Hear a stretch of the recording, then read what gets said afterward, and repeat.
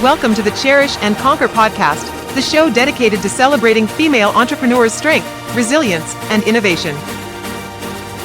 Be inspired by stories of women and what they cherish to help them conquer against all odds. Every other week, you will learn from remarkable women on how they navigate challenges, uphold their values, and create sustainable success. And now, here's your host, Jim Remboff. Hey, welcome to the Cherish and Conquer podcast. If you're sitting in a situation where you're wondering about AI and how it's disrupted you or is going to disrupt your business, or even if you're in a situation where you have been disrupted by AI, you'll absolutely want to listen to this particular episode because I have Allison Smith on the show with me today. Allison, hello. Hello, Jim. How are you? I'm doing fantastic. You know, it's been a long time since we chatted. I've had the opportunity to interview you before, and it was a great time, so I'm looking forward to today. But I'm really looking forward into how you've been able to pivot, transform, adjust, because AI has greatly impacted some of the things that you've really found success for. And for those of you who are not aware of who Allison is, I kind of refer to her as the queen of IVR voice. So if you've called into a system and you had that automated voice answer you, it's highly likely that it's Allison's voice. So to me, Allison kind of helped to make Siri famous because she was the Siri before Siri. It was Allison. So Allison, before we get into the discussion about how you've been able to make some adjustments and all of that, if you could, please share with the listeners how you're able to make a difference in the lives of the people who you work with today. Great question. Thanks for having me on, Jim. So the idea that automation has always been with us, and it's gone through a big progression, but it's been quite a couple of years. I would say in the last 2 years, it has been an incredible evolution of automation, pretty much pushing humans out of voiceover. So it's kind of sad. As a side note, I'm actually pondering semi-retirement. So I'm actually probably getting out of the business at exactly the right time. But I first noticed it a couple of years ago. I used to do this project for a company that produced the warning messages for pharmaceutical companies. So anytime you see a magazine ad for medication, if you turn the page, it's all the side effects, all the terrible things that can happen to you if you take a drug. So they needed all of that read on their information lines, which I really enjoyed doing because it was very technical and medical terminology, and it was great. That was one of the first jobs that went away to AI, simply because it didn't need to be beautiful. It didn't need to sound great. It just needed to be read for legal reasons. So yes, I've noticed there's been a few clients that have just decided not to hire me to do telephone prompts from the ground up, and they have decided to offload it onto AI. I have some colleagues, unfortunately, that do things like e-learning modules, and that's gone almost entirely over to AI.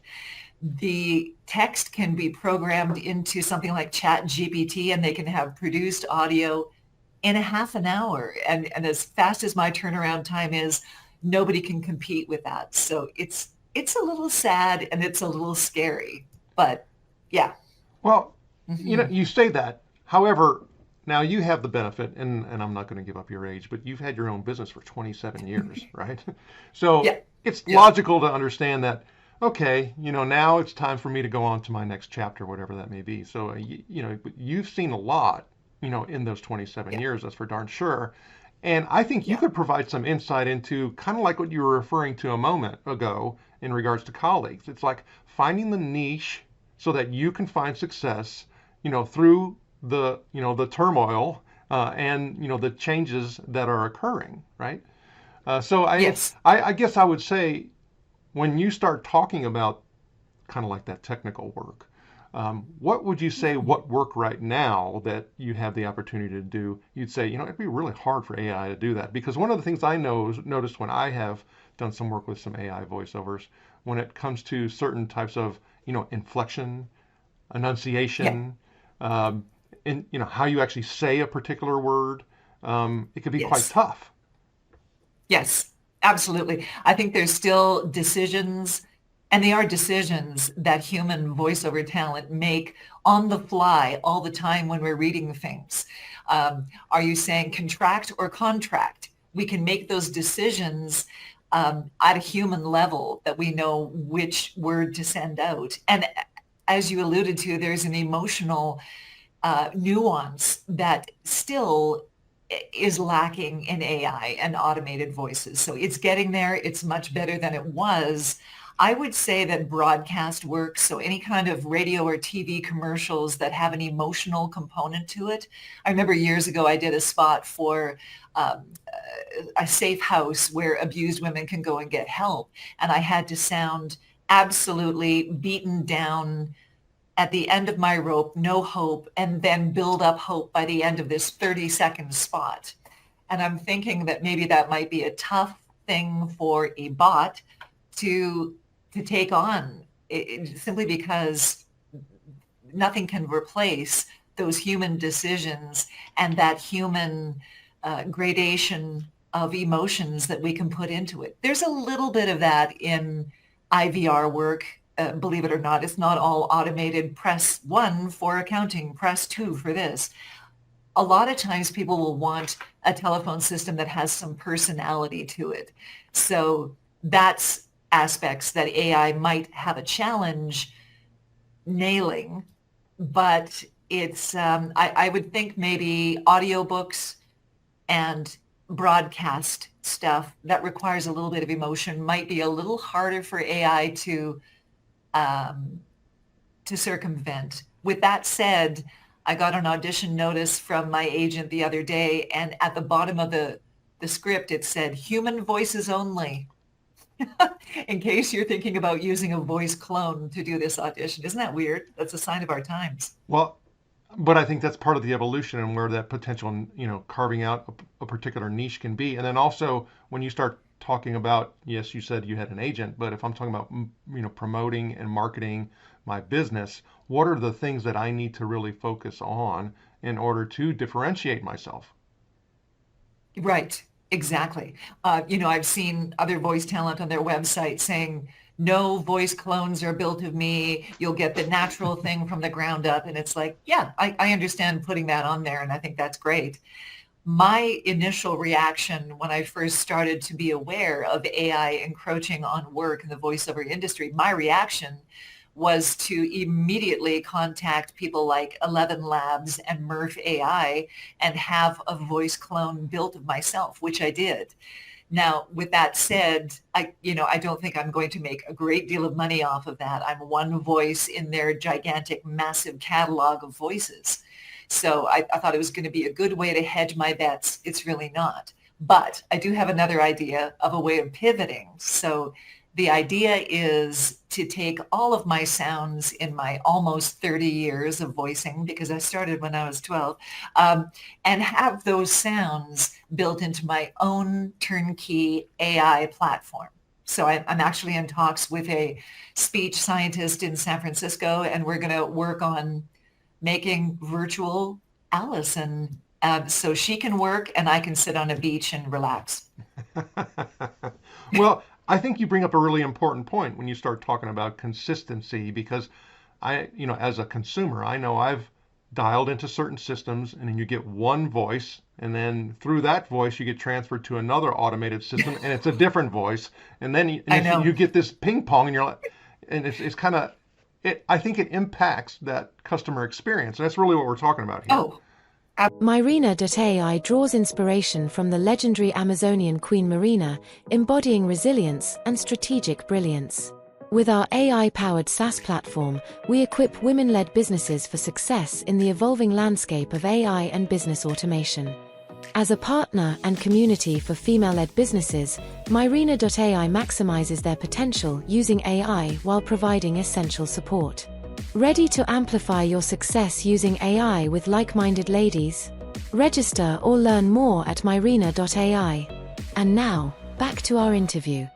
absolutely. Absolutely. I mean, I think I may have told you this story. We have a gigantic cable company up here in Canada, and I was calling because we were having issues with our DCT box or something. And I think I counted about 10 different voices on their system. So, they get the receptionist to record the opening message, and then she leaves the company or goes to a different department, and they get the replacement girl to come in and do their updated messages. And you get this montage of different voices. And it sounds, I don't know how you feel about it. I think it sounds really unprofessional. And it's not a big deal to develop a relationship with a voice talent like myself, who's been around forever, and I still will be recording for all of my regulars and any new customers. I'm not closing up shop, but if you establish a relationship with the same consistent voice that can be trusted to deliver sound files in the same format, the same energy level, you'll have that beautiful consistency, and you won't have a weird mishmash of different voices. It's just strange. Well, and that goes, and for me, that's kind of like me saying that I think what you're doing in regards to, automate Allison, is a right path. Because there's literally thousands and thousands of installs of your voice throughout the world. Right. And so it's like, okay, well, we need Allison. Allison, I'm not available right now for whatever reason. It's like, but you can go to automated Allison. There it is. Yeah, but Jim, there's another sort of other aspect to this, and it's sort of a sinister aspect. Probably once a week, I will have somebody send me a TikTok video. I'm not actually on TikTok. It befuddles me. But people will send me TikTok videos, and they'll say, that's your voice. And it is. Now, they could have achieved that voice through legitimate means. They might have actually hired the Murph voice or the 11 Labs voice. Or it would not be difficult at all for someone to take any of the sounds that I've recorded for them throughout the years and construct their own Allison AI. So this is a whole layer of security that voice talent are going, well, how do I protect my voice from being used without seeing another penny from it? And the short answer is you can't do anything about that. I'm putting up a disclaimer on my website that says, please use these sound files in the intention that you hired me to voice them for, and don't use them in any other application. But that's a good faith agreement, and who knows if people will actually adhere to it. So my voice shows up everywhere, largely from having done open source recording for so many years, doing Asterisk and Free Switch and Free PBX. But also there is that sinister aspect of anybody could take a very, very little bit of audio, a surprisingly short bit of audio, and construct their own virtual Allison. And I have no recourse whatsoever. Well, and I would dare to say too that, and yes, it's been a long time since we chatted, but for the interactions we've had, I get the perception that you're a person of, very, very, very deep and important values to you.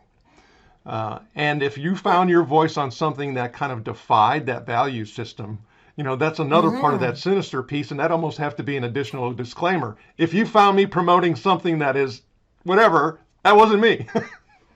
Well, and the companies that I've mentioned, 11 and Murph, they do have an agreement that says, listen, we're going to try our best to make sure that your voice isn't used for hate speech or, anything overt like that. But, listen, they have used my text-to-speech voice to reelect certain political figures, and that makes me lose sleep at night. Right. So yes, I have no control of what happens to my voice after it leaves my studio, but never has it ever been truer than it is now, that I literally have no agency on these sounds. So I might as well take these sounds that I've recorded and try to use them the best I can as my legacy. And I don't know. It's a weird world, and it's progressing really quickly. I would say it's only been the last couple of years that I've really noticed this escalation of the use of AI. There's some very, very good aspects of it. People who are speech impaired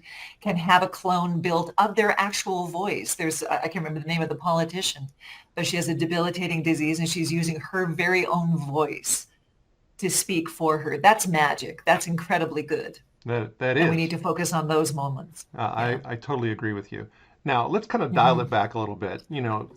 Almost 30 years as a business owner, like you were talking about, and so I would like to know when you start thinking about you doing that, and so what inspired you to own your own business, and how does it align with the concept of cherish and conquer? Yeah, so I'd like to say that I was very systematic and came up with a business plan and was very organized at the beginning, but I really wasn't, Jim. And I know people hate that answer, but I was a former actor, and I decided to do voiceover as a way of paying the bills in between acting jobs, and voiceover took over, which was great. And I did some work for our local telephone company doing some IVR work. That was the very first exploration into IVR, or interactive voice response.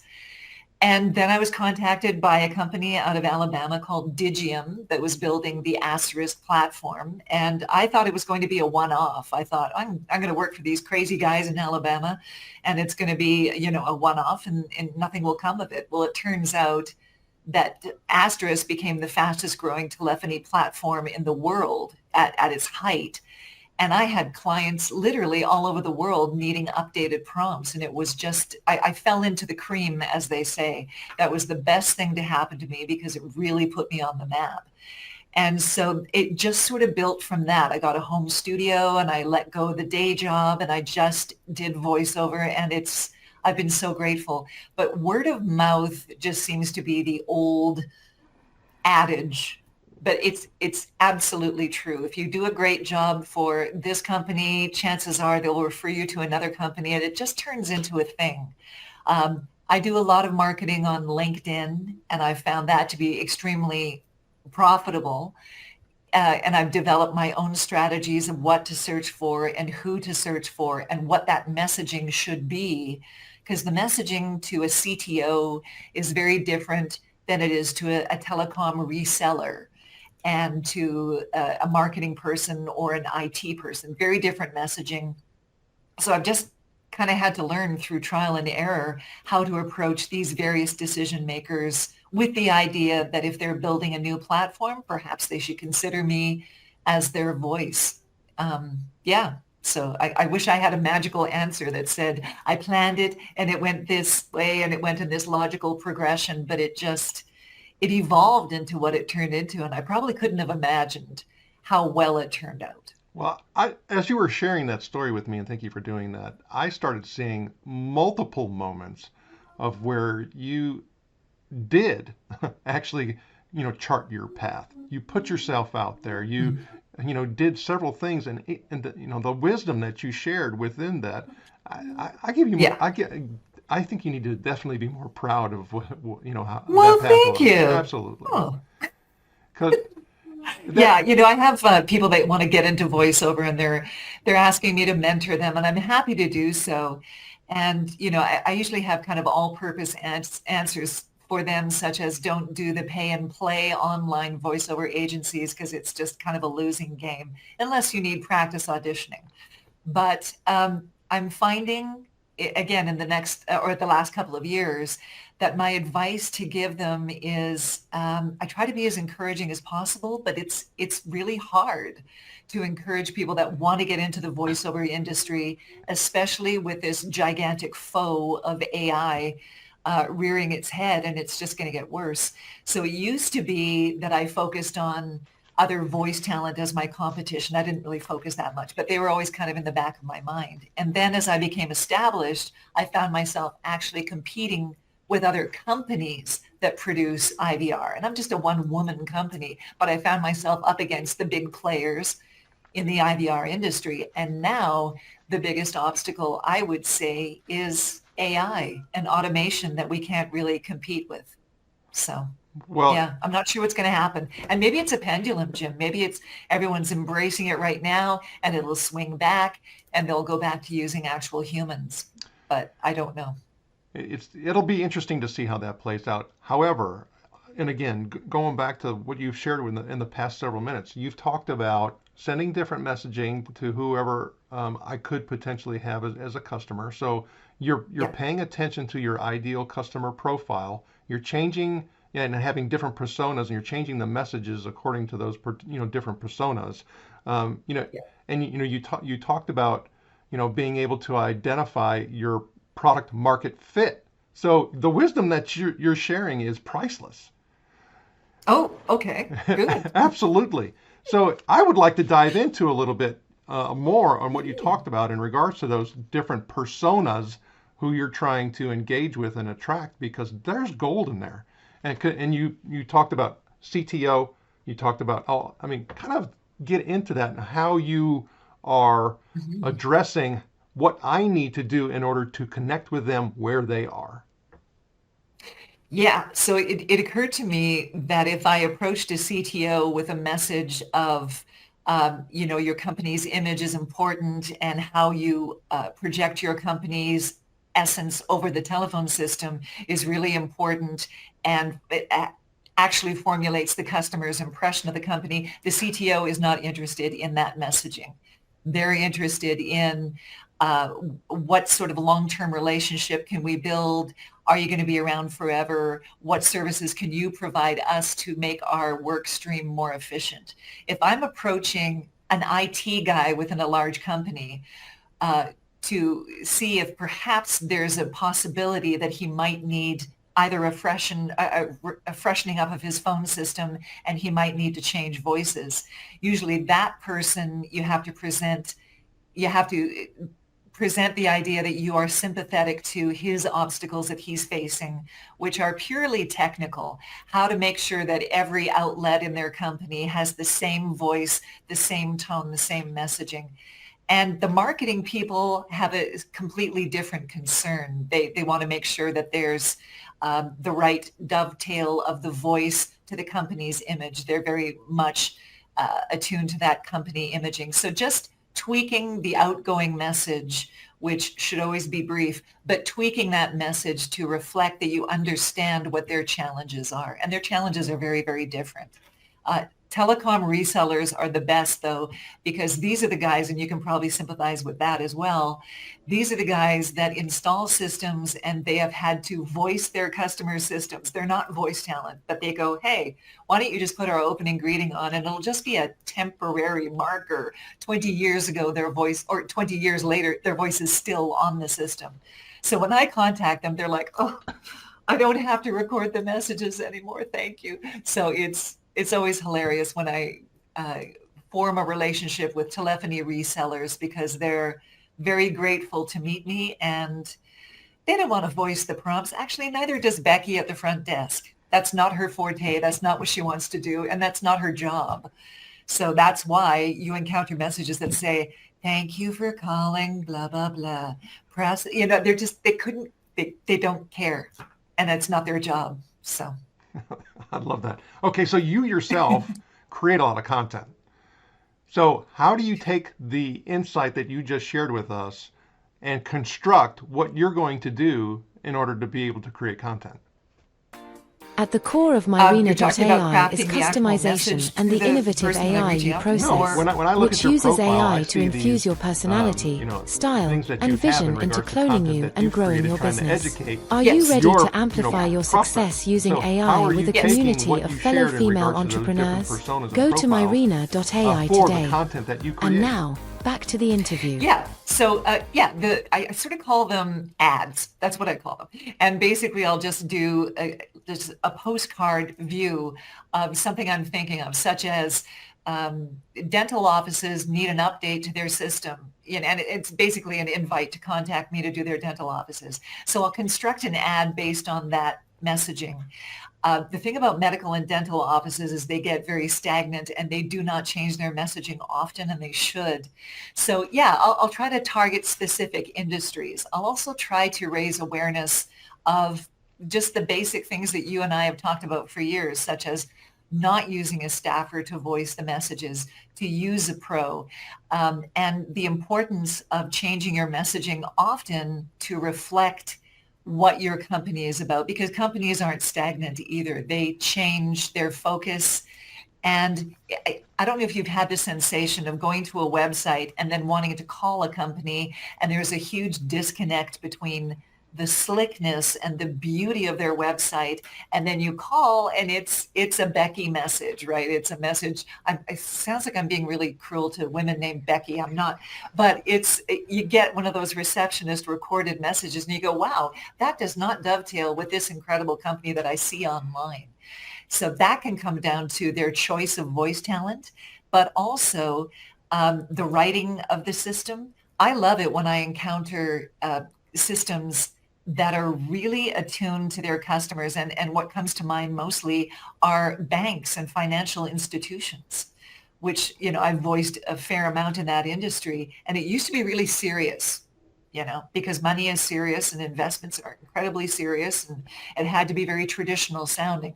Now, banks and investment companies are very accessible. They're trying to sound accessible to a younger base, and they're trying to demystify money and investments. So it's amazing how many times banks say, could you sound more conversational, and could you sound more inviting and less scary? Because they want people to think of investments as not just for the elite, it's for the everyday person. And yeah, that would be an example of an industry that's pivoted a little bit and wants to sound a bit more for the person and less stoic and less, scary and businesslike. Well, Yeah. I think you hit on it a moment ago where you were starting to talk about a relationship that somebody will have with an automated voice. And that goes into that whole brand experience, customer experience, consistency, even like, you talked about, the Becky thing, and no, we're not picking up Becky's, you're right, Right. Yeah.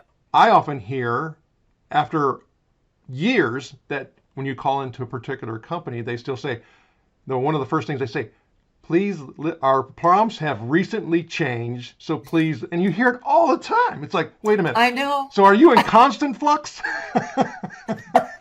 I mean, what? Somebody left a comment on one of my blog articles about that, and they said, the last time I called the company, I didn't memorize the phone tree. So it That doesn't either. matter to me if you've changed it, honestly. And the big thing that people do is they write way too many options. It's every day I will voice a phone menu that has 12 choices, and the human brain cannot remember anything more than 5. So there's no way that you need 12. And it's really bad if it's a medical practice and the last option is, if this is a medical emergency, hang up and dial 911. It's like, are you kidding me? Someone's having a heart attack. Why don't we put that at the front of the phone tree? Oh, gosh. I think, it's really funny when we start talking about the design of these systems. And also going back to the whole persona piece, if you start talking about, okay, well, I have an IT director or VP. If he designs it, it's going to be designed in a particular way versus somebody who's closer to the customer. It's like, wait a minute. Yeah. So give some insight into getting close to the customer and how that actually impacts that higher level view. Yeah, a good example of that would have been, I did an IVR for a dry cleaning chain, but they weren't a big chain. They were kind of a mom and pop chain that had a few outlets. And so I voiced it in my standard professional, my standard voice is professional, but friendly, but not too friendly. And it's just kind of my default. And they wrote back and said, could we get a redo because it sounds too fancy. It sounds too highfalutin. So you really need to know your audience. But if the customer can communicate that to their voice talent, if they can say, listen, the people calling in are really frazzled and they have very limited time. So we want them to get through the IVR really quickly. So we wanted it to be not wordy, and we want you to go at a pretty good pace. That's really useful direction for me. The opposite is also true. I did one for an extended care center for seniors, and there was a chance that they would have a huge senior callership calling in. So for that, they wanted really nice leisurely pace. They wanted big pauses in between the choices, just to give the elderly a chance to ponder the prompts and make the right decision. So you really need to when writing an IVR script, you need to really know who your caller base is most likely to be, and to cater to that through the writing and through the execution of the IVR. And don't be afraid to give the voice talent direction about faster, slower, and friendlier MRI clinics. Usually if people are calling an MRI clinic, they're very anxious, they're wanting their results. And so that has to have a very compassionate tone, which is something that, again, with my acting background, I'm able to send it in any direction you need me to.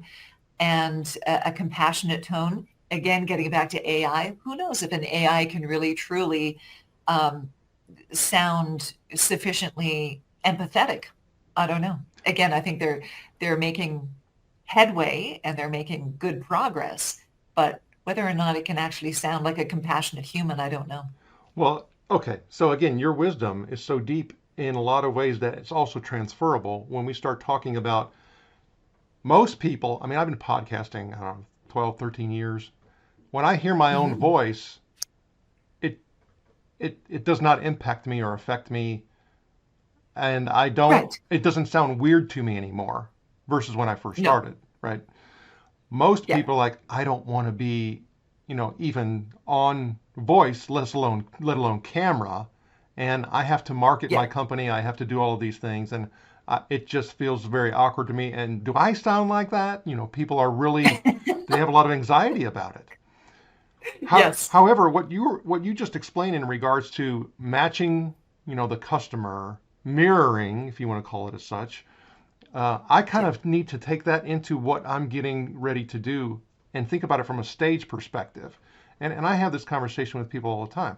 And it's like, okay, the short clip that you're going to be doing for a minute or two, isn't the same approach. That's a different stage, than you doing, a 30-minute presentation or a 45-minute. And you have to think about that from a strategy perspective and say, okay, I need to be this person for that platform and that theater, and I need to be this person for that platform and that theater, and then knowing, who the constituents are, who the receivers of the information are.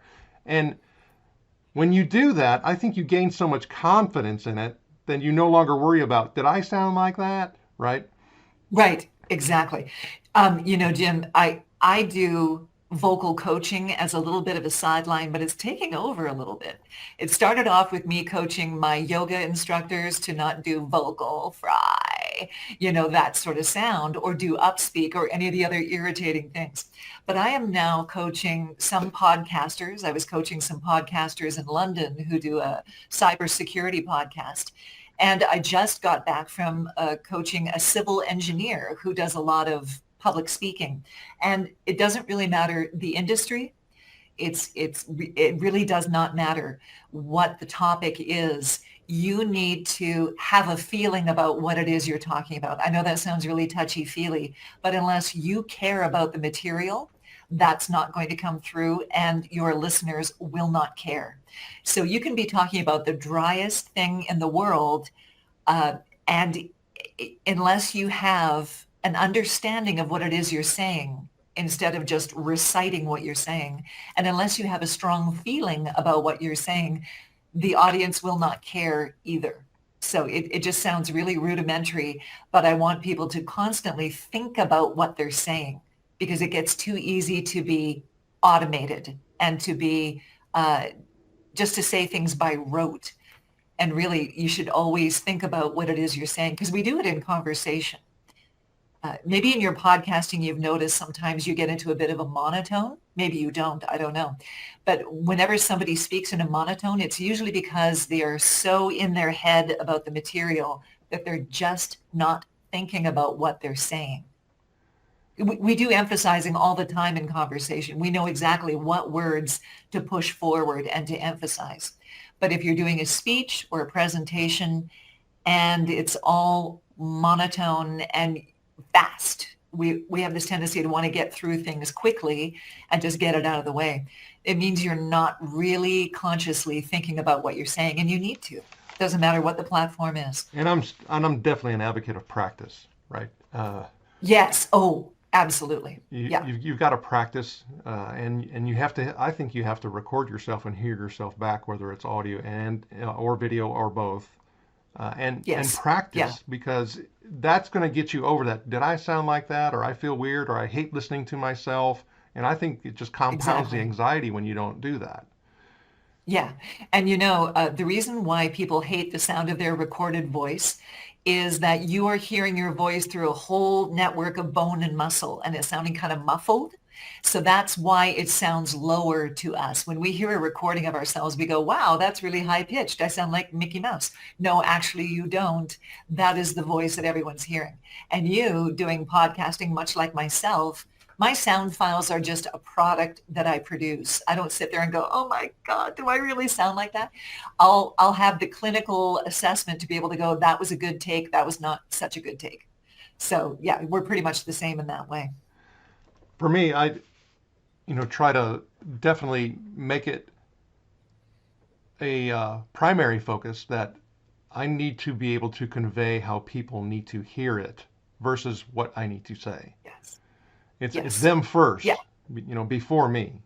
I was even having at the dinner table with my two sons talking about how they would actually do inquisitive inquiry with other people. And so I said, when you're in a discussion with somebody and you're wondering whether or not you're connecting with them and they're getting what you're saying, I said, you have to be really careful how you approach that. So you want to avoid using the word you. So do you understand what I'm saying? Versus, am I getting that across correctly? I mean, am I making sense? I said, you always have to put the ownership on you. If you don't put the ownership on you, it now becomes a situation where there's a chance for conflict. Because that person may be thinking in their head, what do you think, I'm stupid? Of course I know what that is, right? Exactly. And you have to be That's really mindful helpful. of that. I'm glad you told me that. So I think with what you've done and what you're getting ready to do, I also think there is an opportunity with that whole, voice and coaching piece, because we also have generations of people who have been brought up in social media conversation. And social media conversation is not engaging. It really isn't. It's not. It's really not. Yeah. And it's amazing how many people will put in what I call qualifier phrases. So people will say kind of, sort of. In other words, they're afraid to say something declarative and definite. And especially women struggle with this idea of wanting to temper what they're saying and to follow up what you're saying with right. It's so common, especially younger people will finish everything with right, as if to say, do you believe what I just told you? And it's weird to do that kind of check and balance. But I try to discourage people from putting in too many disclaimers or too many apologetic words. Just say something declarative and definitive. Or being self-deprecating all the time. Yes. Well, I might not know what I'm talking about. No, don't do that. Right. I actually caught myself writing an email the other day saying, just checking in to see if you got my previous, no, I'm checking in to see, why did I negate that with a, sorry to bother you? Maybe it's because I'm Canadian as well, and we're polite. That's correct. Very Canadian kind. Okay, so exactly. When I start looking at all of this, and you again hit on several things, can you do me a favor and share a key lesson that you learned about self-love and its impact on your journey as an entrepreneur? So what I do is very insular, and voiceover people who have their own home studio, which most of us do, it's a cottage industry. It's very insular, and we work alone, and we work without feedback quite frequently, and we work without validation, and sometimes we even work without sociability. When my husband was not retired and working out of the house, I used to deliberately go to Starbucks just to have conversations with baristas because I thought I need human contact that isn't in the form of an email. So I would say to anyone who works from home, and I know post-pandemic, a lot of people have just adopted that paradigm, and it works great for a lot of people. Some people, not so well. I have always worked well by myself, but I would say that the self-care that comes with that needs to be to balance that isolation with socialization. Just make sure that you have a robust family and social life because you really do develop into a lighthouse keeper type mentality where you are in a silo and you literally have no other human contact throughout the day. So the self-love comes from making sure you have a well-rounded work life, that you have parameters, you have distinct hours that you will work. There are exceptions. I have great clients that have run into deep problems. PetSmart is a big client of mine. And during the pandemic, they had to constantly message me about stores that were temporarily closing, other stores that were popping up. It was a constant thing. So I worked weekends for them because they're great clients. But it is a very, very healthy thing to have good work parameters, make sure that you're taking care of yourself, and to give yourself time off and take vacation, and don't take your microphone with you. Some people have little portable booths that they bring with them to record with on vacation. It's like, no, that eliminates the whole paradigm of going on vacation, not to work. It's craziness. I tried working once in Las Vegas. I was staying at the Bellagio, and I thought, I'm gonna do some work. No, every 15 minutes, Andrea Bocelli was singing with the fountains, and I had to time my recording to make sure I didn't have him singing in the background. That's a great point.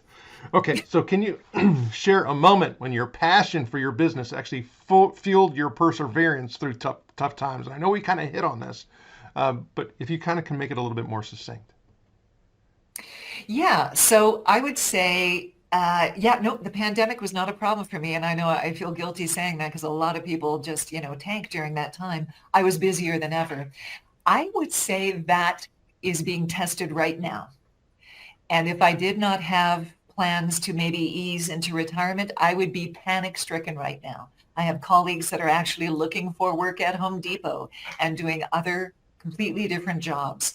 So I would say that trying not to let AI bother me too much and just keep my head down and do my work and serve my clients that I have and welcome any new ones that come in, but just don't worry so much about this onslaught of automation, because for one, there's really literally nothing I can do about it. And we just don't know. We don't know what's going to happen. People say this is just the tip of the iceberg. This is going to get worse.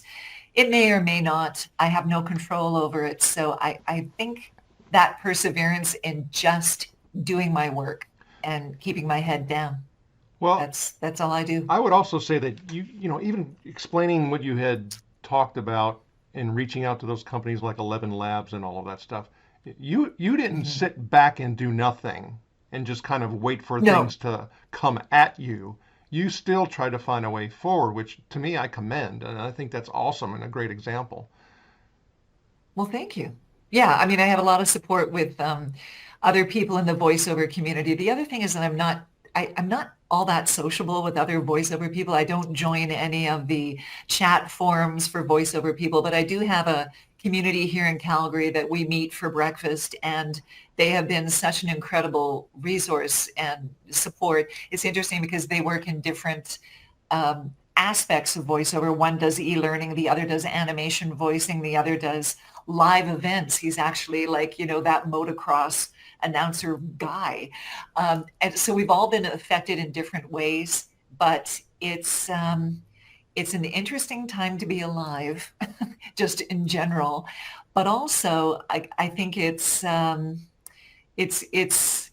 has forced a pivot. And I know pivoting is absolutely what you do. I pivoted from being an actor to a voice talent who does strictly IVR voicing. And now this other big pivot is to perhaps make my own product. Rather than fight the great big beast, I will build my own thing and hopefully monetize that and make use of these sounds that will be my legacy long after I'm gone.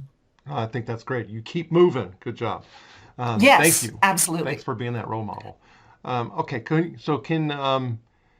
When you talked about this a little bit, and it kind of like to put a little bit more of a context around it when we started talking about the whole work-life balance, because I've had people on show where they're like, hey, for me, work-life balance, the boundary is really just the time clock. I love what I do, and if I could work 24 hours doing what I'm doing, I would do that. So it's really interesting how work-life balance is so different, for different people. Yeah. How did you kind of find your way? Because I think it's unique. I think everybody kind of has to find their own. Yeah. And you even kind of mentioned this a little bit, where some people take their portable booths and things like that. How have you find almost peace, with what you've done? Right.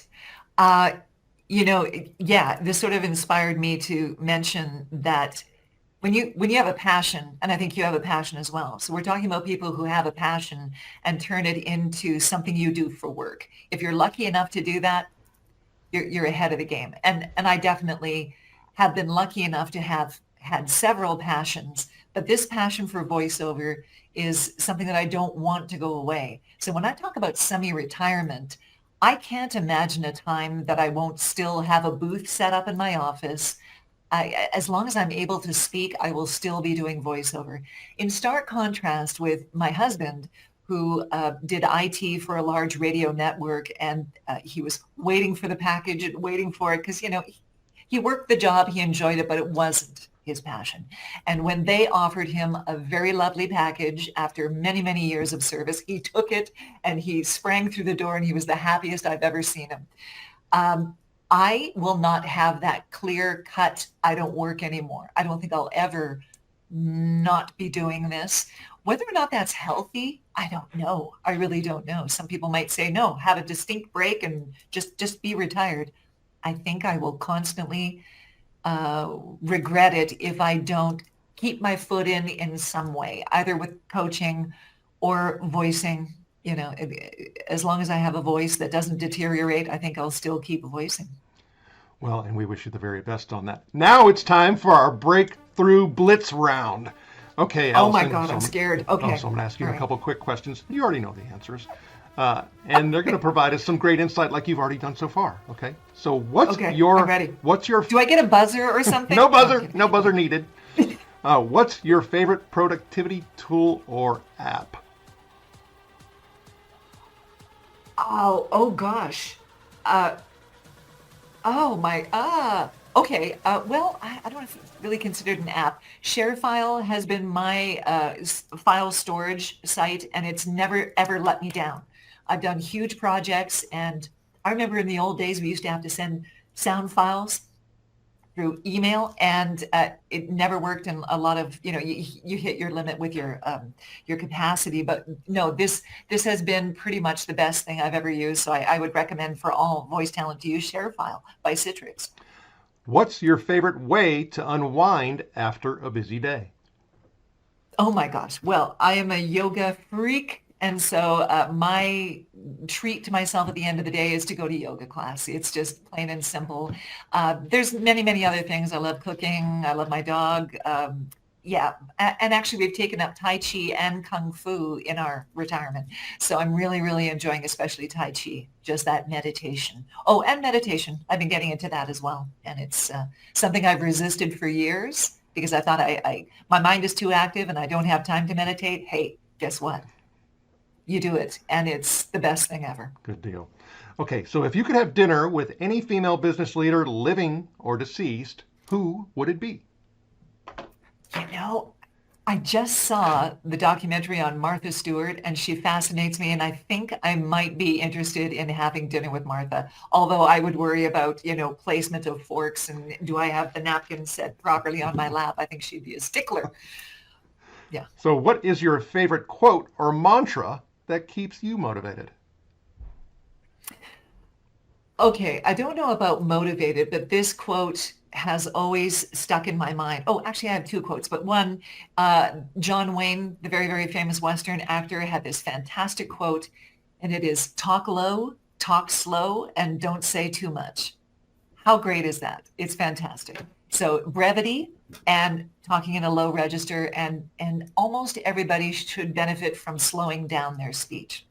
The other quote comes from a very unlikely source, Simon Le Bon, lead singer of Duran Duran. He apparently is debilitated with stage fright.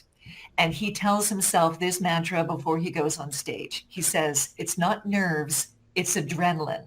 Your mind and your body are preparing yourself for something great, and you will be great. Isn't it great? I love that. I absolutely love that. That's awesome mental conditioning. Okay, so what is one piece of advice that you would give to aspiring female entrepreneurs?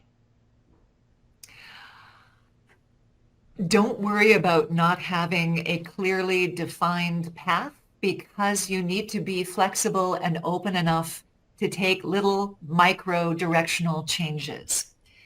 It's not compromising your dreams. It is pivoting, and it is a very necessary thing. If I had not been open to giving up acting, I never would have seen the possibilities in voiceover. So no one is going to intentionally say, hey, pay attention to this pivot because it's going to be good. You just kind of have to be willing to make these little micro adjustments. Okay, this is my last Breakthrough Blitz question. What is the biggest misconception that people have about being a female entrepreneur, and how do you address it in your own experience? I think there still is perhaps a little bit of sexism that comes into it, where if somebody is female and they are assertive and they are definite about what they want and they are uncompromising, they are classified in a little bit of a different way than if a man was that forceful or that secure in his goals. So I would say much progress has been made towards the receptivity of female entrepreneurs, but be prepared for perhaps still even a little bit of pushback when you are exhibiting those same strong, definitive traits that men exhibit. You know, and I appreciate you sharing that. There's a saying, or one of those quotes, like we were talking about a moment ago, that somebody keeps saying when they start talking about differences, and they apply it to a lot of different situations. They say, you do you. And for me, it's like, okay, I need to have confidence in that. You do you. That, absolutely. Yes. Allison Smith, fantastic conversation. How do the Cherish and Conquer watchers and listeners get in touch with you? Oh, well, they can message me at Allison with 2 L's at the IVR Voice, or on Instagram and Twitter, I'm at VoiceGal. So message me that way as well. This has been a distinct pleasure. I appreciate that. And as far as I'm concerned, you are the voice queen. Thank you. I should have a tiara of some sort. Absolutely. Allison Smith, thank you for sharing your knowledge and wisdom, and we wish you the very best. Thank you. Thank you so much. Be well, my friend. Thanks for tuning into the Cherish and Conquer podcast from Myrina. Join our community of trailblazing women at community.myrina.ai and get access to exclusive resources, checklists, and guides. If you found value in today's episode, please rate, review, subscribe, and share it across your social platforms. See you soon, and remember, barriers are for breaking.